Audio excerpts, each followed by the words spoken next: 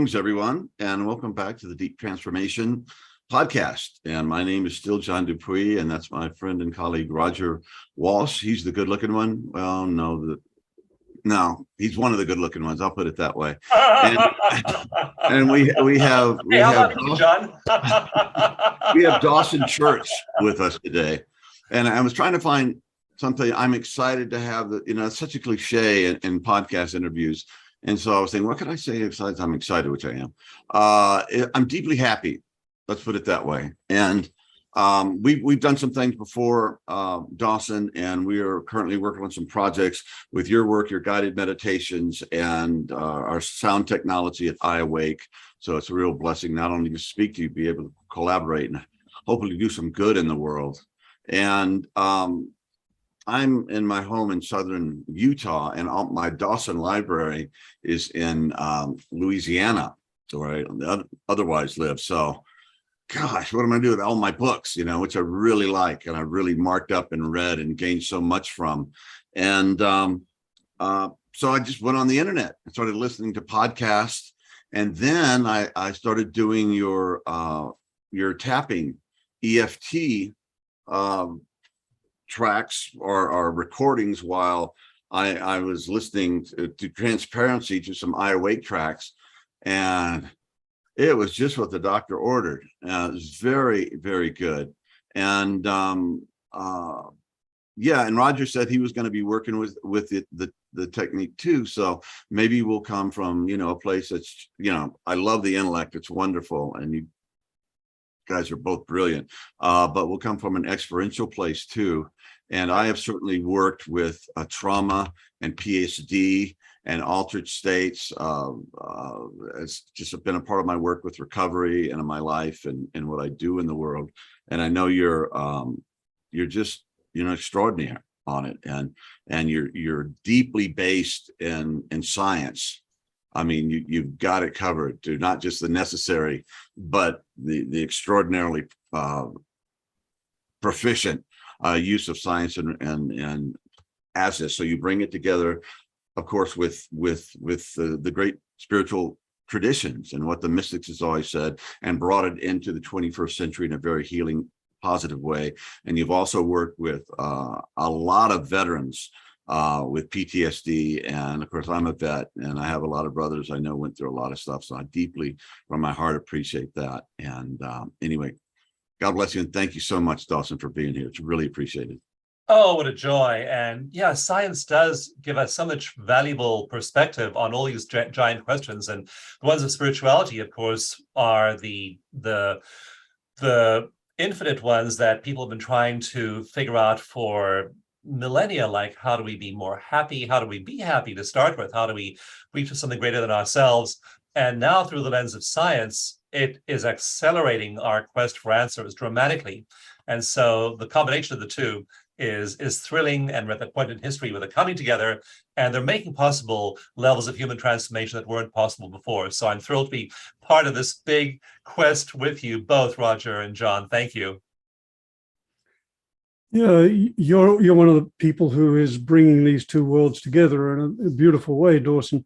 And you're right, we are at a new point in history as regards psychological transformation, growth potential, and opening into spiritual dimensions. We've had first the opening to and recovery of the great contemplative traditions, first with the influx of Eastern traditions in the 60s, leading to a revival of the recognition, yes, in the West, we have our own spiritual heritage of contemplative practices. And initially there was this sense that, well, the kind of euphoria, well, they do it all. But then we came to realize, no, they don't. They can do a lot and very profound and valuable things. They can transform. They have, well, there are now 6,000 research studies on meditation alone, as you well know. But there has been now a growing recognition of the potential complementarity of Western psychotherapeutic techniques, some of the techniques such as emotional freedom techniques that you've pioneered, as ways of complementing, facilitating, and even catalyzing contemplative growth. And love to hear you talk about that. And also at some stage, love to hear you to dive a little into emotional freedom techniques, because they're really quite very valuable. Yeah, it's profound. And I was having a conversation yesterday, actually, with a friend of mine, and we were both involved in a spiritual group in the 1970s. And I was, when I turned 13, 14, 15, I began reading the works of people like Dr. Paul Brunton, who was the great student of Ramana Maharshi, again, who introduced the whole idea of non-dualism to the West. And so there were these big influences like that early on. At that point, people, a lot of teenagers like me were reading Alan Watts, were reading Aldous Huxley, and these were profound influences on us then in the 50s, 60s, 70s. And yet my friend and I, we both became involved, actually went to go live on one of those communities when I was 15 years old, and we became deeply involved in them. And so I was looking through my journal this morning and looking at some of the teachings we learned back then. And one of them, for example, was an old Indian concept of a water container, a cistern. And the teaching from, again, going back thousands of years in India, was that we have a muddy cistern. We have all this junk, all this garbage in our cistern from the world. We have negative experiences as children. They build up over time. In the worst of cases, they drive people to addiction, suicide, and harmful behaviors. And at the very least, they leave people miserable. So we have this dirty cistern. And according to this old teaching, we pour in pure water. We meditate, and then we pour in a little bit of pure water through our meditation every morning, every afternoon, and gradually that water that we're pouring in begins to displace a lot of the mud, and eventually keep on pouring in enough pure water, and it cleans out the whole cistern. And then you have a cistern, a mind, a body, subconscious realm full of just this beautiful stuff you have then accumulated in meditation. And so that was the model, that we transcend our past, we transcend our trauma. And research shows us now, PTSD research shows us that's just not true. And one of the big catalysts for that was the invasion by the US of Iraq.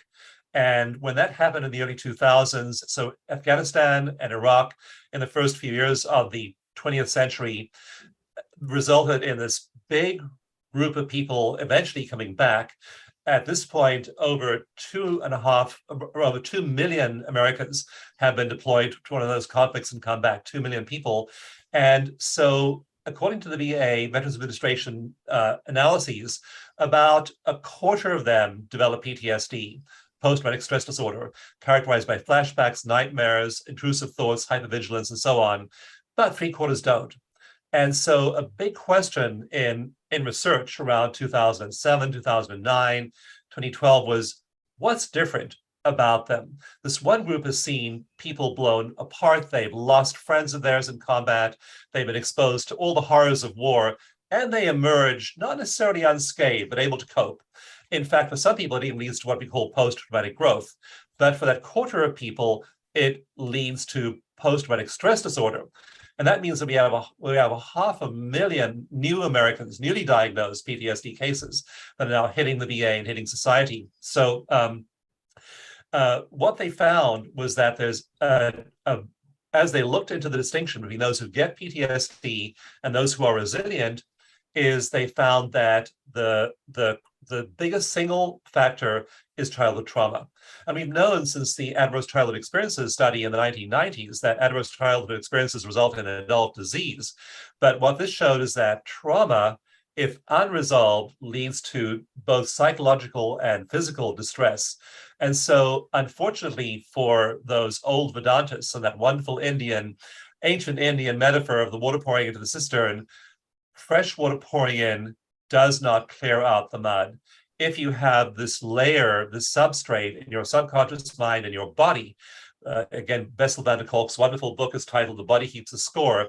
And if your body from early childhood point has been accumulating all of these negative memories, all of this trauma, meditating and aligning with that elevated state is definitely going to help. It shows you there's a place out there beyond your suffering. It does not clear out the trauma. It does not clear out the cistern, and you have to do something else. And so that's why we need EFT, EMDR, somatic experiencing, yoga therapy. There are all these body-based therapies now, and they show that you can clear out that trauma extremely quickly. And so research reviews, clinical guidelines, I played a part in publishing 2 sets of clinical guidelines, one for VA, one for veterans, one for civilians in major scientific journals. And we have a protocol there. And essentially it's 10 sessions, 10 one-hour sessions of EFT. And after 10 sessions, people emerge, and in 90% of their cases, they are free of those symptoms. So powerful technology is emerging then, and EFT is one of those. And EFT simply is the stimulation of acupuncture meridians. So we're using energy techniques, again, ancient ones drawn from the tradition of energy healing to shift people's awareness, shift their consciousness, shift their PTSD symptoms, and it's effective for 9 out of 10 people in 10 sessions or fewer. And that's the threshold we're at now. And again, that does clear out the cistern. And at that point, all the things you're doing to bring fresh water in start to really transform your life. So that's kind of a very brief overview of what science tells us. Yeah, And this could be ahead. done with groups of people, not just individual sessions. You can have 50 people in a room and guide them through this process. It's a combination of 10 individual one-to-one therapy sessions, 1 hour sessions, and we also recommend group sessions and social support. We know from one study I did of 218 veterans and their spouses that having the spouse there in the room, having a family member, having a son or a daughter or a parent there in the room with them dramatically improves their chances of recovery. So it's veterans and people around them who are supportive, and it's both groups. Like in several veterans groups, we find that veterans trigger each other for better or for worse, for either making their symptoms more severe or less severe. And so we have special procedures, for example, with EFT. If a veteran is in a group, say 12, 18, 19 other people, and they start to go into a PTSD episode or a flashback, we have special procedures. But the beauty of it is that when they recover, and again, that recovery period from a particular memory is usually very brief, it then initially triggers the other veterans in the room to go into those same emotional states. And when that veteran shifts into resolution through EFT, it in turn affects other people in the room. So there's this phenomenon we measure called borrowing benefits. And if you go onto PubMed.gov, just look at my name, Dawson Church, and look for some of the borrowing benefits studies, you will see that they are extremely effective. So it's both and, John, both individual sessions and also group work, especially family support. And we should give a little context here, Dawson. You've given a lot of information, so let's make sure everyone's on board here. First off, you talked about EMDR. First off, you talked about post-traumatic stress disorder, and we should acknowledge first off that that's been a very difficult syndrome to treat.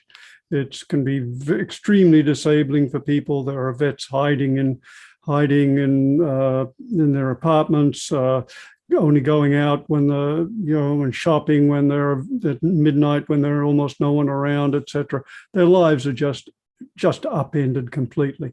So this is a very severe disorder until quite recently that we haven't had much to really be effective with it. But thanks to techniques, and you mentioned a couple, but you mentioned by the letters, so I just want to extend EMDR is emotional desensitization reprocessing, and EFT is the technique that you're so much associated with and have done so much to both research and popularize. That's the emotional freedom techniques. And we should mention your book, the EFT manual, which I'm astounded to read, has sold over 1 million copies, which says a lot.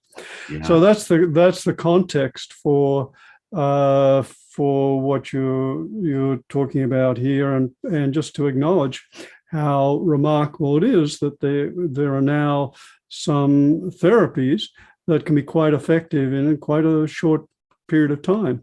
And you also mentioned that there's, I forget, I didn't quite catch the term used, but I would frame it as kind of a positive emotional contagion. Yes.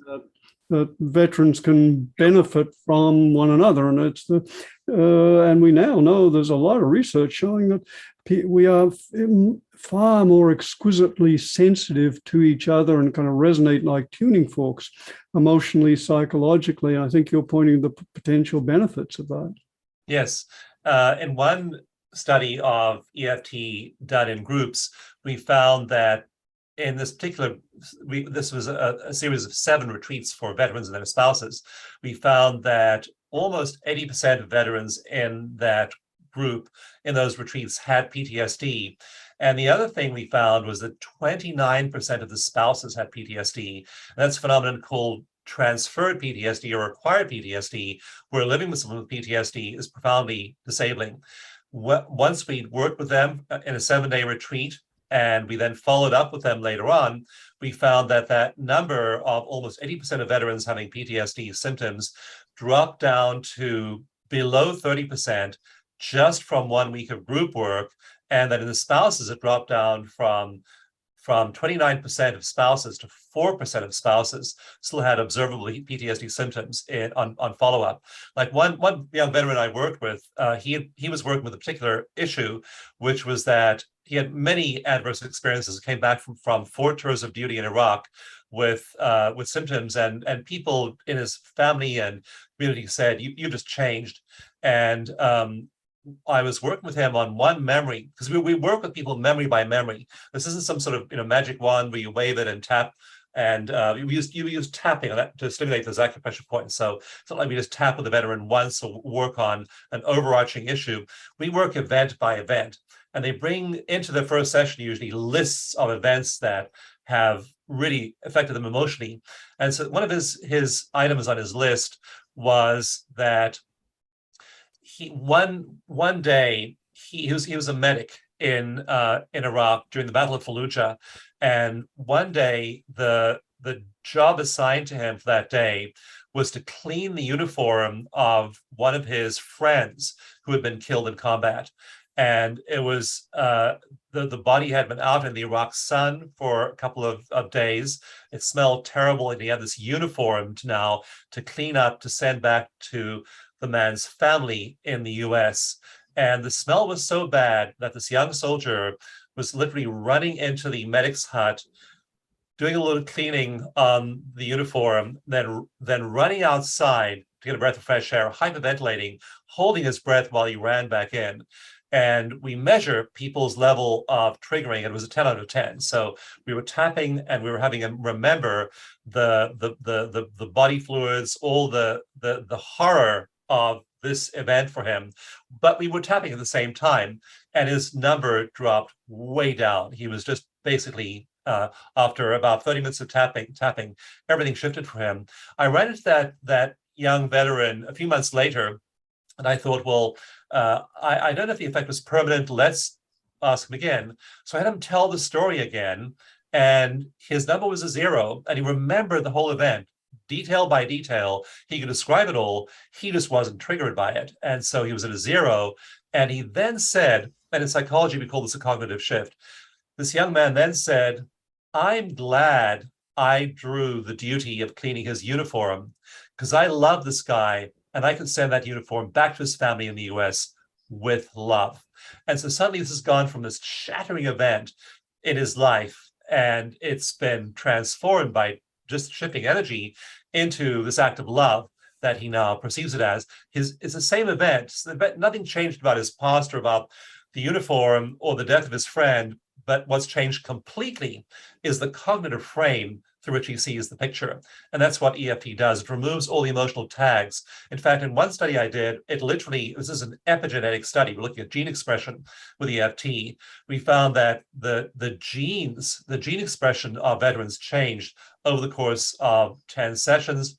And these little molecules called microRNAs that are associated with traumatic stress were literally popping off the genome. Literally, we're measuring strands of DNA, and these little microRNAs that are associated with traumatic stress literally were not there. They dropped off the genome between session 1 and session 10. So this is affecting people profoundly, emotionally and mentally, and it's affecting their physical bodies. Dawson, you've talked now about the extraordinary benefits of EFT, emotional freedom techniques, and you've given just a couple of the elements. Tapping might be nice if you could just give a description of, a little more detailed description of exactly what the technique is, because I imagine a lot of our listeners may not be familiar with it. Yeah, it borrows from some really great traditional psychology talk therapy techniques, and those are exposure and cognitive therapies. And so exposure means you think about the bad stuff. And it's quite ironic. People go to our workshops and we just focus on all the bad stuff in your life, the bad stuff in your childhood, the bad stuff from last week, the bad stuff you're expecting in the future. And to people who are steeped in positive psychology, it's like, oh my goodness, where's the positivity here? And it's nowhere to be found. We just have people take a deep dive into all this stuff, all that mud in the cistern. And what happens typically with veterans is that they discover after tapping just 2 or 3 times that they can go into those traumatic memories safely. So that's exposure. You remember the thing. That session with that young veteran would not have worked effectively had he not relived the experience intensely. And essentially to counter condition, strongly conditioned neural bundles in the brain having to do with traumatic stress, with anxiety, with depression, with all of the factors that accompany PTSD, to effectively decondition those, you have to get them lit up first. Before you can depotentiate a neural bundle, you have to light up the neural bundle. If nothing's happening with that neural bundle, then you can't effectively treat that disorder. So we deliberately have people remember the worst stuff in their lives. And that is a technique called exposure. And research shows that exposure therapy is already really helpful, and that you actually can't heal effectively, usually, unless you have exposure in the mix. So nobody wants to go think about the bad stuff in their past, but usually, typically, once a veteran has learned EFT and done it on a few different events, they realize, oh, I have a safe space. It lets me go in and relive my trauma, and I let it go, and I can do more. So exposure is the first technique. The second is cognitive acceptance. And this is profound.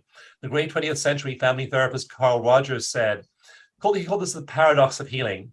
He said the paradox of healing is that only when I accept myself exactly the way I am, just the way I am, can I begin to change.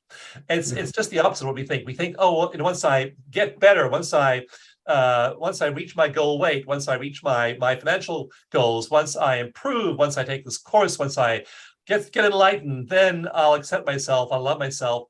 And EFT not only does not have you think positively, but actually has you accept and love yourself unconditionally, just the way you are, with all your problems, with smoking, with addiction, with lack of compassion, with judgmentalism, with anger, with pain, whatever it might be. You actually literally accept yourself exactly the way you are without changing. Now, and again, Carl Rogers called that the paradox of growth, but he said that's the starting point for transformation. So with EFT, we have exposure, remembering the bad stuff, accepting the bad stuff just the way it is. There's a book called EFT for Cancer, and those cancer patients just begin that there. They completely accept the fact of where they are right now with all of those symptoms. And then the third thing of the 3 ingredients to EFT is tapping. So when we tap on acupuncture points, this is on the small intestine point, it's the most tapped point, but we tap on all the other meridians as well. When we tap on those points, very interesting things happen with the body's energy system. Signals travel throughout the connective tissue, and so people typically feel physical dysphoria in some part of their body. They may feel a punch in the gut. They might feel their heart pounding. They might feel their throat constricting. That tends to just go away. And so those physical symptoms of stress just go down. really quickly, like in 1 to 2 minutes. It's just absolutely amazing. When you watch a person who's like processing a car crash and they're sitting there rigid, telling you the story, and their body's not moving, and their throat is all tight, and their heart's pounding, they're flushed. 2 minutes later, they're telling you about the car crash, they're moving their body around, their facial flushing has disappeared, their heart rate's gone back to normal. It doesn't take long if you address it at the level of the energy system with the stimulation of these acupuncture points. So EFT includes all three of those. And then the other energetic component of this being an energy psychology or energy therapy is that when we measure people's energy in their brains with either an EEG or an MRI, we see that when people get stressed, they have activation of the emotional brain. The limbic system gets highly active when you either have a threat or you remember a threat, and actually the body treats remembering the threat much the way it treats an actual physical proximate threat. So when you just remember the blood in the uniform, when you just remember the car crash, remember the divorce, often your body will go into fight or flight as well to some degree. And so with EFT, when we put people in a scanner and scan their brains and have them think about the bad stuff in their lives, usually the emotional midbrain, it starts to process the fight or flight response, and it gets highly active. And you see the whole limbic system get lit up on either those EEG or those MRI scans when people tune into trauma or highly emotional events. And when you then put them back in the scanner after EFT, they still remember the events, but the limbic system is quiet. Again, the content of the memory is still there. All the emotional intensity around it is gone, and that shows up in the energy signature of the way the brain is processing information. Beautiful. And I want to just highlight a couple of the points you made, Dawson, and particularly the fact that two of the major elements of this EFT, emotional freedom techniques, are so apparently counterintuitive. First off, that in order to heal, we have to be willing to open ourselves to the very experiences we've tried to avoid. And so you frame that as exposure therapy. And it seems to be a general principle of psychotherapy that a lot of what we're doing is providing a safe space in which people can experience that which they've been unwilling to formally experience. Yes. And that our usual reaction to painful emotional experiences is to try and get away from them as fast as possible. We know from psychological conditioning, from so-called escape avoidance conditioning, that when we do that, when we pull away from, push away, repress painful experiences, we actually increase our aversion to them. And you're doing exactly the opposite. And you're giving people a chance to find out that, oh, they don't have to be scared, and that actually just opening to an experience tends to allow to decondition, to unravel, to release, to heal. So that's counterintuitive and yet very effective, as you said. Lots of research to back it up. The other counterintuitive thing you mentioned was self-acceptance, and that you called the paradox of growth from Carl Rogers, and that self-acceptance is so crucial in reducing the resistance and intrapsychic conflict which failure to self-accept brings. And that very self-acceptance allows growth to happen. Carl Jung had a beautiful statement. He said, self-acceptance is the acid test of maturity. And it's like, that's a powerful one. So I just want to emphasize these two very apparently counterintuitive healing modalities that you've made use of in your work. That is powerful. I'm writing it down. Self-acceptance is the acid test of... Acid test, I think it was maturity, but I'll have to find the last word. I'm not sure of the last word. That's what you said earlier of maturity, but, that seems to work. I've suffered from depression, from PTSD, trauma. I've had panic attacks, and without knowing what it was. And so this is a very somatic thing also. It's not just in your head. And panic attacks can be terrifying. You feel like you're dying and you have you don't know what's going on. And it just seems to be energetically, this stuff just expresses itself. And I wonder if you notice, there's a couple of things that, it takes a lot of energy that gets released during these panic attacks. A lot of energy psychic energy is used to repress or keep these things out of consciousness. So when we remove the charges from these traumatic events or memories, in other words, instead of it's not like a VR camera, you're right there back and experience 3D and experiencing the intensity of it. It's more like looking at a black and white photograph.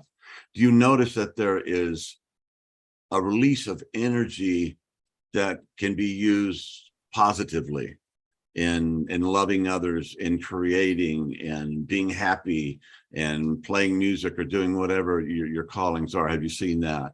Yeah, because all this energy is bound up in keeping yourself safe, in hypervigilance, in avoidance, and that takes a lot of focus. And when all of those symptoms go away, and again, our average drop in symptoms in the randomized controlled trials of EFT for PTSD, the average drop in symptoms in veterans is 65%, that those symptoms drop by 65%. So all that energy is no longer being used for self-protection, and suddenly it becomes freed up for creativity. So in my more recent research now, I'm studying things like flow states, creativity, business productivity. I now have a bunch of data coming in over the next year on that, and we'll see if, as people are releasing trauma and entering flow states, if their business productivity increases, and our hypothesis is that it will. Yeah. And just to give a personal anecdote, I had a very dramatic experience of that in my own psychotherapy. I at one stage I ran into a set of limiting beliefs, and some of them turned out to be about sleep. And I found I had these beliefs: if I don't get enough sleep, I won't be able to function. I'll feel terrible. I'll go crazy, et cetera, et cetera. And it was a very interesting experience that as I unearthed these limiting beliefs, that the amount of sleep, the amount of energy I had just increased dramatically, and the amount of sleep I needed actually dropped dramatically. I used to die if I didn't get 8 hours, and after a while, for about a decade, I lived happily on 4. And then, gradually my needs increased again as I aged. But it was very dramatic and completely surprising to me just how powerful those limiting beliefs and energy release and availability could be. Yeah, and I believe that we're meant to live with a huge amount of energy. And I know that I have more energy now as I'm hitting 70, close to 70, way more than I had when I was 35 or 45. And it's just this passion for life. When you clear trauma, you start to move into these elevated states, you make that your practice. Like I meditate in the morning, and I'm just an addictive meditator. I wake up, like this morning I woke up, I normally wake up around 5:30. This morning I woke up at 4:30, and I just absolutely was craving that meditative state. So I washed up as quickly as I could, and I thought, wow, I get an extra hour to meditate this morning, yay! And so I just dove into it, spent 2 hours rather than 1. And then you start the day, you are so positive, you are so creative, you are so just feeling yourself being the channel. I mean, for one thing, when you're leaving what I call in my book, Mind to Matter, I call it local mind versus non-local mind, which I borrowed from Larry Dossey. And so in meditation, you leave your local reality and you enter these non-local states of consciousness. So you hang out in non-local for a while with the universe and all the creativity and love and joy and compassion there is up there. So you're there for a while, an hour, 2 hours. When you start the day, you are so full, or your work day, you are so full of energy, you are so full of creativity, you're so full of joy. It's just pouring out through you, and you start to have creative ideas. In fact, what I've been having to try and mention to people we have various programs to enter these non-dual states. And we have one right now called the 21-Day Walk with Your Higher Power.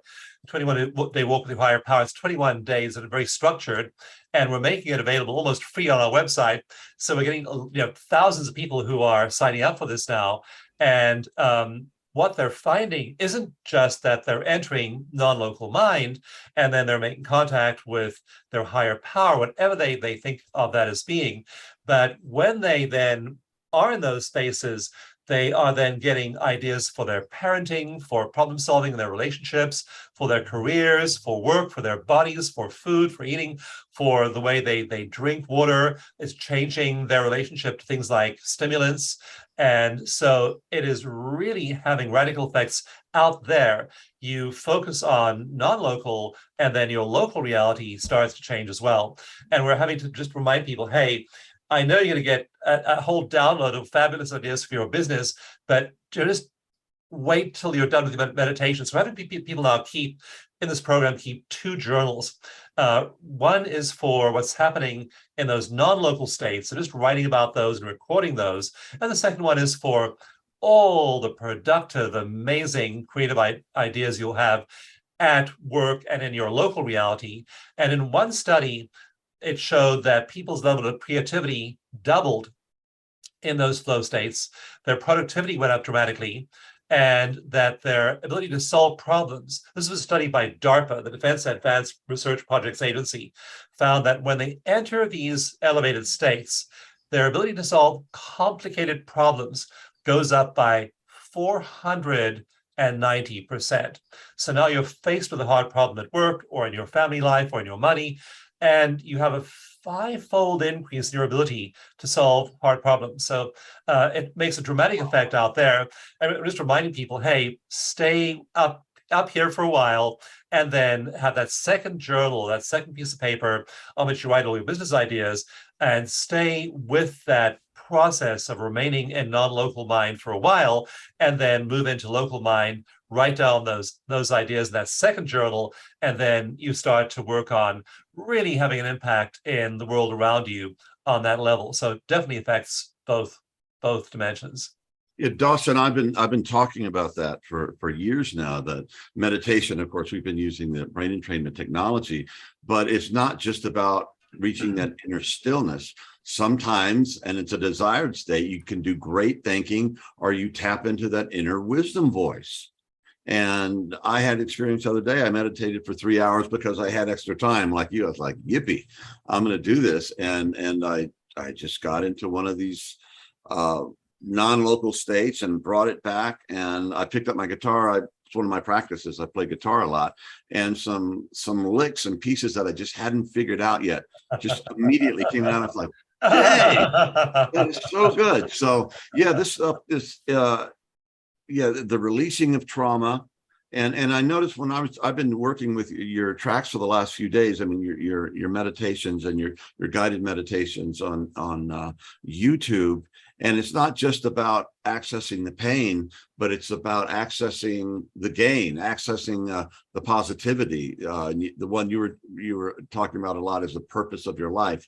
You know, finding that highest point in this coming year and releasing that, which is one of the most important things about being a human being, is finding what that thing is. And so yeah, these various benefits are the fruits of doing this inner work, and the meditation and the tapping gets you into these deep, still, non-local, higher power beyond your small self.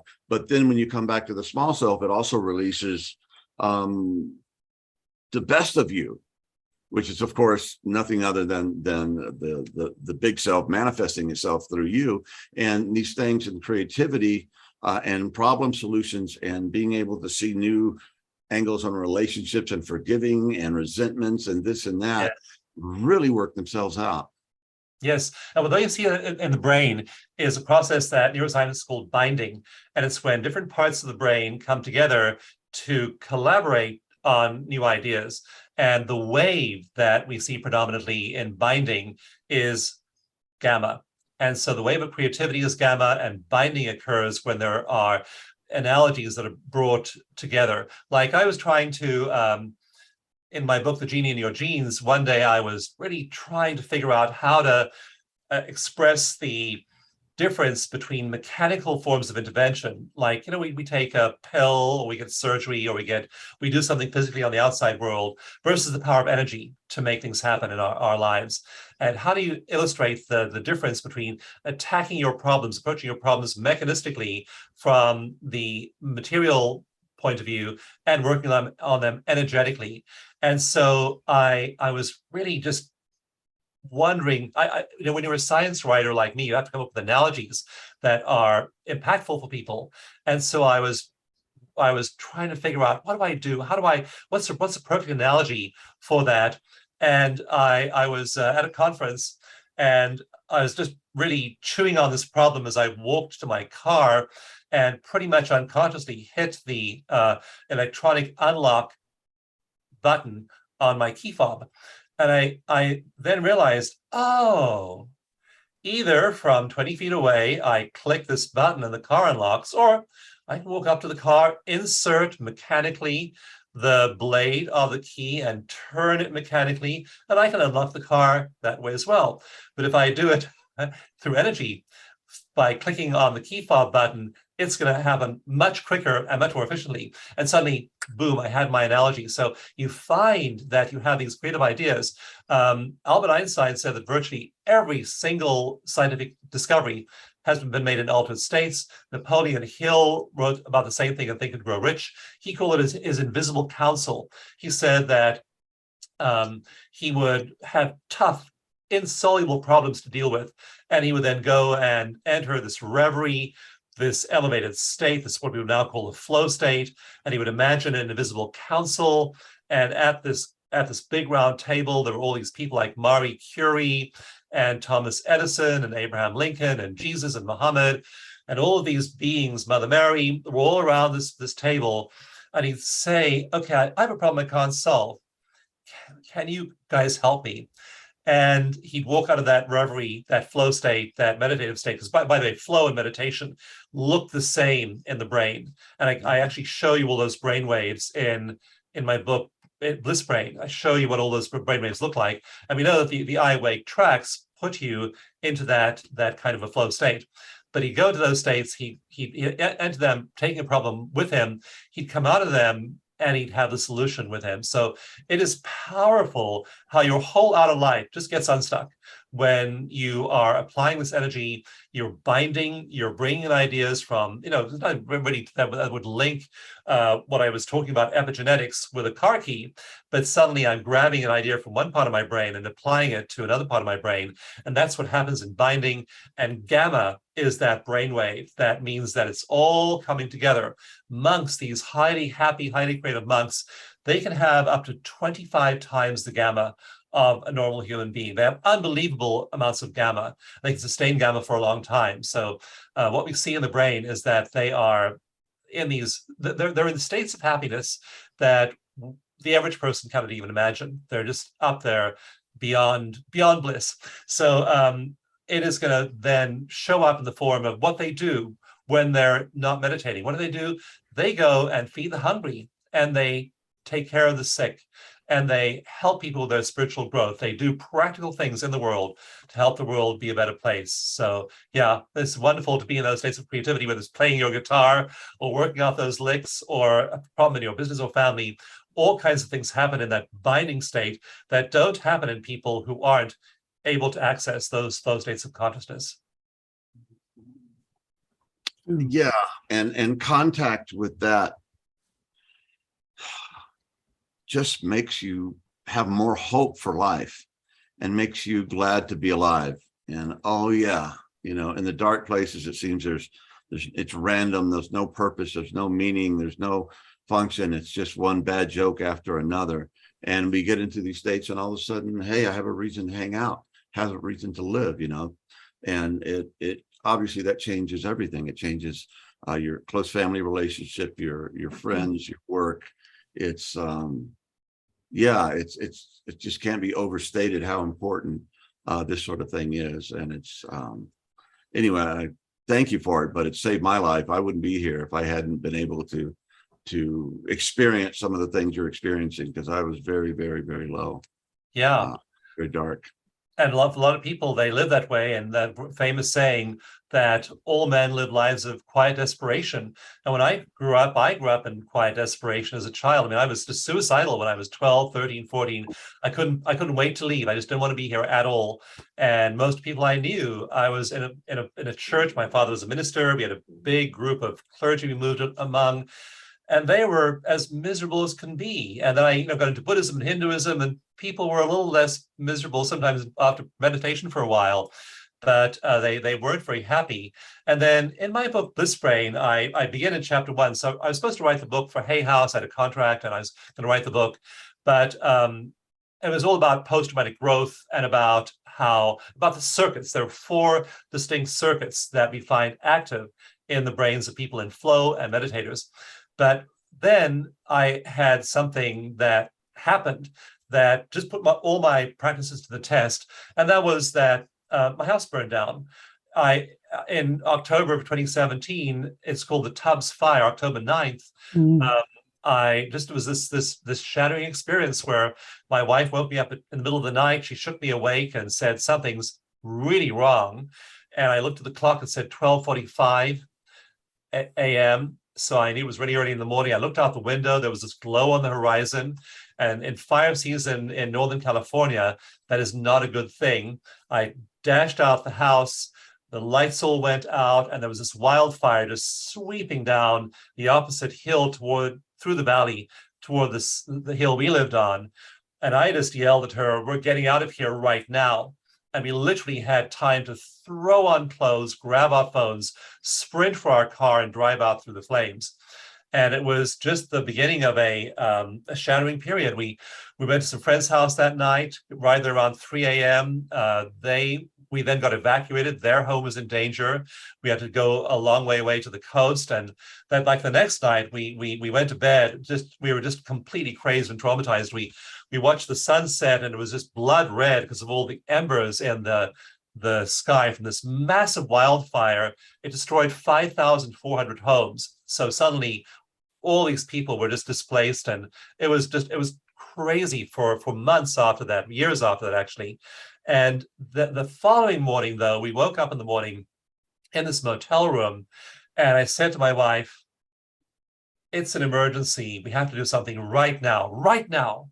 We have to meditate. It's a meditation emergency." I just realized we were out of our minds. I tell a lot more details in Bliss Brain in chapter 1, but we were just had every symptom of people who've been traumatized. And so we sat up in bed, we meditated, and I literally felt myself drop back into my body. And that's why people dissociate when they're traumatized. When you're in the middle of a firefight or the middle of a horrible dispute between your parents and you're 4 years old, it's not safe to be in your body. So we go somewhere else, and that's called dissociation. And we'd been there, my wife and I, after the fire for a couple of days. We meditated, we dropped back in. And earlier, the previous day, a friend of ours had gotten in to pass the National Guard and taking photographs of the house. And it showed just a concrete slab, ashes on top of that, and a chimney sticking out.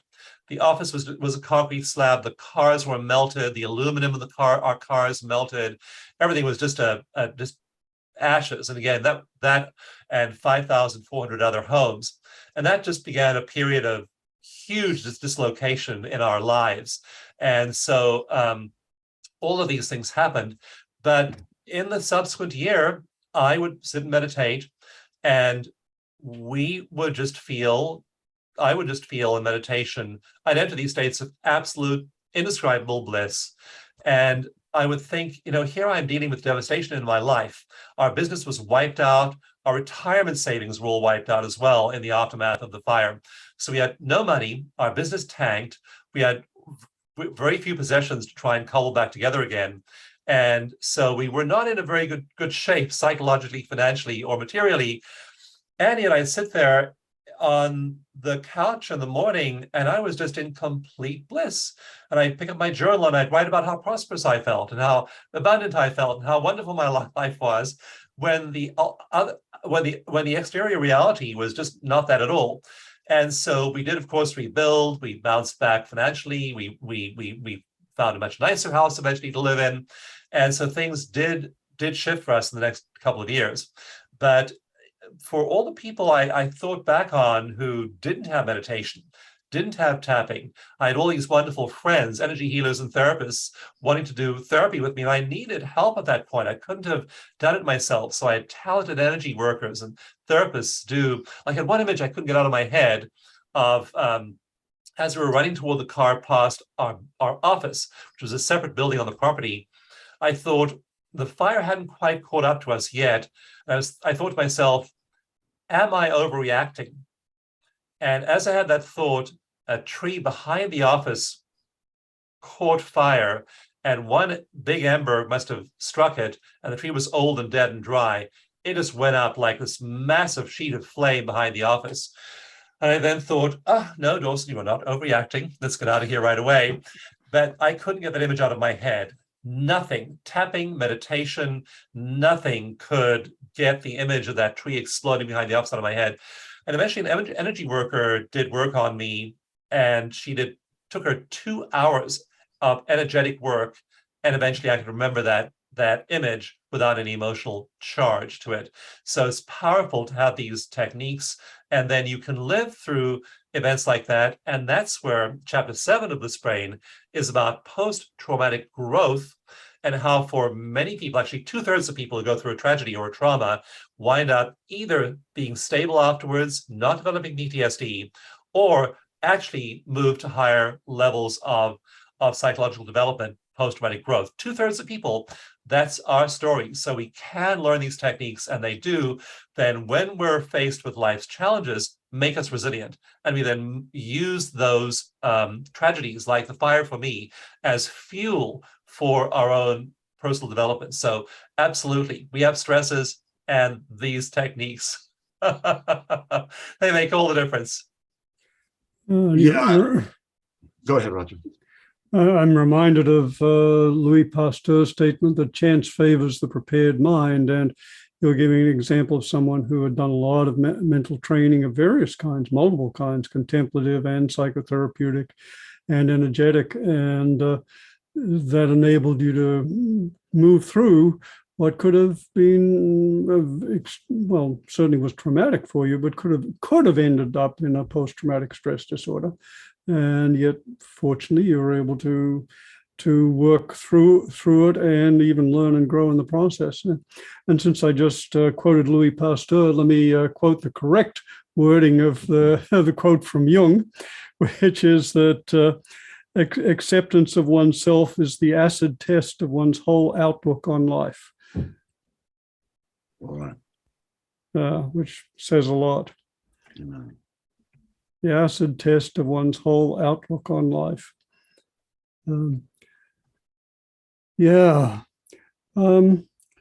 Let's see. We've covered a lot here, and there's so much more we could cover, but I know you have to go in a few minutes. Dawson, is there anything else you'd like to say? There's so much more that could be said, but is there anything in particular you'd like to focus on? One thing bothers me every day, and that is how people live in sadness, in limitation. And like John, you were talking about anxiety and depression, and my heart really goes out to you that you suffered through that, and that you found ways to work with yourself. And I meet people at my workshops. Sometimes meet young people in their early 20s, and they're successful financially, and then their careers, they're in the peak of health, and they're suffering, and they're just not doing well psychologically. And then you meet people in various parts of their lives, and you realize they're living in a tiny fraction of their potential. And that just, to just say it honestly, it bugs me. It really bothers me that we have this precious gift of a lifetime, 20, 30, 50, 70, 150 years, however long it is. We have this gift of a lifetime. We have the gift of attention, of consciousness, of awareness. And people go and check their alerts, watch TV, distract themselves, be miserable, follow out their programming, and don't look up and see their potential and really try and live it. And so what really makes me passionate every day is offering people the tools to get out of it. I can't help those who are just not going to do it. And a lot of people, T.S. Eliot said, every man stumbles across the truth occasionally. Most of them pick themselves up and walk on as if nothing had happened. So we stumble across the truth, and then we can actually do something about that. And let's love ourselves, tap, release our trauma, enter bliss brain, elevated states, and then live your full potential. And that is what I'm so committed to offering people in all these different ways. And not just me. I mean, there are thousands of people in psychology and spirituality and other fields that are passionate about this. And we have methods that work now. One of my friends said, when my parents were growing up, they didn't have tapping, they didn't have EMDR, they didn't have all the psychotherapy tools we have today. They just suffered. And we have all of these things that could extricate ourselves from our suffering. And they're right there. Most of them are free on the web. You want to download my free mini manual. That's the one that's been downloaded over 3 million times. It's the free version of the EFT mini manual. And it's right there. It's free. I'm giving it away. And I want you to have that. And so that's free. Meditation's free. There are millions of free meditation tracks. If you go and look at all the possible sources that they're there, some more effective than others. In Bliss Brain, I explain which ones are the most effective and why, what science tells us about that. But you have all the tools now to live a magnificent life, to release your limitations and to fulfill your potential. And so I just would say to those of you who are listening, don't live any less than your grandest life. Don't have just a little bit of love in your life. Have a ton of love in your life. Research shows that babies on average laugh 300 times a day, while the average adult laughs 20 times a day. Why do we shut down our laughter, our joy, our creativity, and tell ourselves all these stories about our limitations? They're lies. They're just these self-perpetuating loops in our head. It's time to dump them, let them go, and then live our best lives. So I want to challenge you today. Don't just be inspired by this conversation that Roger, John, and I have been having today. Go and do those things. Meditate, tap, shift yourself, love yourself enough to apply these things in your life. Have a practice of it. Put it in your journal and write it in your online calendar.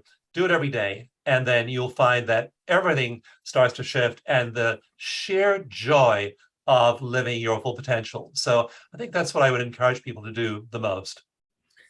Beautiful. Thank you so much. And your point that we now have tools, contemplative, psychotherapeutic, energetic, that we just didn't have access to in our Western culture 50 years ago. And ideally, they will become part of our educational system so that education becomes more about getting a life than getting a living. So, Dawson, thank you so much. This has been a gift for me and for all of us. Yeah, thank you. Thank you. Wonderful work, too. Yeah. Yeah, thank you, John. Thank you, Roger. It's a joy. It is. Thank you, everyone. God bless.